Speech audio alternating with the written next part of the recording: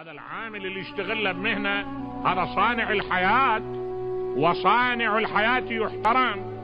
مو النبي صلى الله عليه وآله يلزم له ايد عامل يهزها يقول انها يد يحبها الله ورسوله، ويقبلها النبي.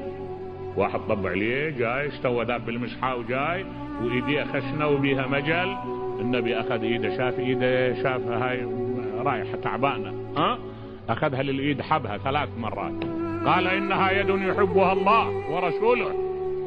ارجوك اليد التي يحبها الله ورسوله مو عار، هذا مو عار ان يكون عامل فيعير. يعني المسألة لا تجعلها عقبة، انت نفسيا ما ترضى وحد شيء اخر، ولكن لا تجعلها عقبة، بالعكس العمل شرف، العمل ماطول. هذا العامل اللي يشتغل بمهنة هذا صانع الحياة، وصانع الحياة يحترم. مو النبي صلى الله عليه وآله يلزم له ايد عامل يهزها يقول انها يد يحبها الله ورسوله، ويقبلها النبي.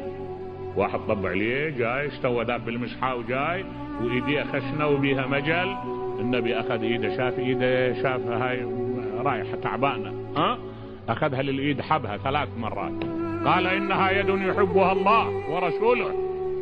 ارجوك اليد التي يحبها الله ورسوله مو عار، هذا مو عار ان يكون عامل فيعير.